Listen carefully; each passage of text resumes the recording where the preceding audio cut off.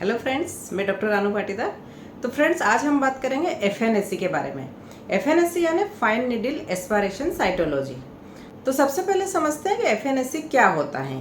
एफएनएससी एक cytological test होता है, यानी कि अगर आपको कहीं पे भी कोई लंप हो यानी कि कोई गठान हो गई हो तो उस गठान के अंदर से एक निडल द्वारा सैंपल लिया जाता है और फिर उस सैंपल को प्रोसेस करके हम स्लाइड बनाते हैं और उसके बाद उसको माइक्रोस्कोप में एग्जामिनेशन किया जाता है।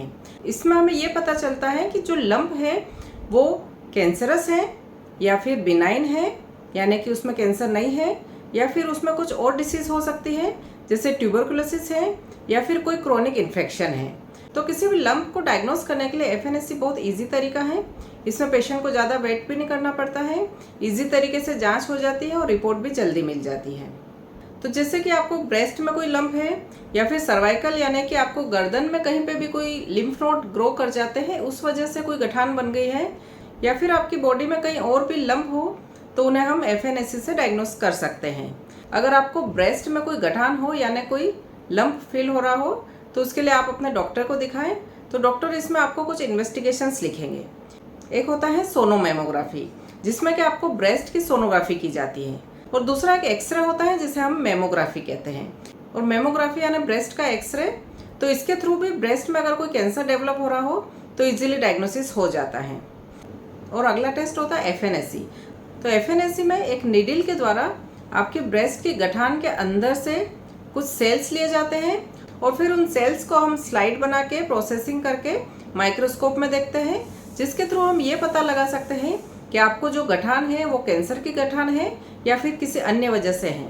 तो अगर कैंसर की गठान होती है तो आपके सेल्स में कुछ चेंजेस हो जाते हैं, जिससे हम देख के डायग्नोसिस बना सकते हैं कि आपको ब्रेस्ट में कैंसर डेवलप हो रहा है। और अगर नॉर्मल गठान है जो कि किसी और वजह से भी हो सकती है, जैसे कि ट्यूबरकुलोसिस की वजह से हो सकता है या फिर किसी इन्फेक्शन की वजह से हो सकता है। एक होता है फाइब्रोएडिनोमा, तो एक बिनाइन ट्यूमर होता है। तो जब भी आपको ब्रेस्ट के अंदर कोई गठान फील हो और अगर वो गठान हार्ड हो, फिक्स हो या फिर वो गठान मूवमेंट कर रही है, तो ऐसी कंडीशन में आपको अपने डॉक्टर को तुरंत दिखाना है और आपके डॉक्टर जो भी इन्वेस्टिगेशन लिखे वो आपको ज़रूर करवाना है, ताकि अगर आपको कैंसर भी डेवलप हो रहा हो तो टाइमली डायग्नोस हो जाए और आपका समय पे ट्रीटमेंट स्टार्ट हो सके। तो ब्रेस्ट एफएनएससी आजकल बहुत कॉमन होती है। इसके अलावा सर्वाइकल लिम्फ नोड की एफएनएससी भी बहुत कॉमन होती है, जैसे कि अगर आपको गर्दन में किसी तरह से लिम्फ नोड ग्रो कर जाते हैं तो उनको भी हम एफएनएससी के थ्रू डायग्नोसिस बना सकते हैं। तो इसमें मोस्टली या तो ट्यूबरकुलोसिस की वजह से हो सकता है या फिर आपको किसी और इन्फेक्शन की वजह से हो सकता है, या फिर बॉडी में कहीं और कैंसर है तो वो सेकेंडरी लिम्फ नोड ग्रो कर सकते हैं। तो इसके लिए एफएनएससी बहुत ईजी तरीका है, इसमें ज़्यादा खर्च भी नहीं आता है और आपको रिपोर्ट भी जल्दी मिल जाती है। इसके अलावा आपको शरीर के कई अंदर वाले पार्ट में गठान है जिनको कि हम सुपरफिशियल फील नहीं कर सकते हैं, तो ऐसे केस में हम सोनो गाइडेड एफएनएससी करते हैं, यानी कि सोनोग्राफी से उस गठान को हम पहले देखते हैं और उसके अनुसार उसमें निडल डाल के सैंपल लिया जाता है।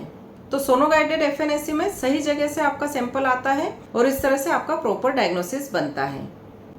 तो फ्रेंड्स, अगर आपको भी अपनी बॉडी में कहीं लंप यानी कि गठान फील हो तो आप अपने डॉक्टर से तुरंत कंसल्ट करें, और इसके लिए एफएनएससी जांच अगर लिखी जाए तो इसको आपको ज़रूर करवाना चाहिए। तो फ्रेंड्स, आई होप मेरे इस वीडियो से आपको एफएनएससी के बारे में समझने में हेल्प मिली होगी। तो आप मेरे इस वीडियो को अपने फ्रेंड्स और फैमिली मेम्बर को भी शेयर करें ताकि उन्हें भी इसके बारे में जानकारी मिल सके।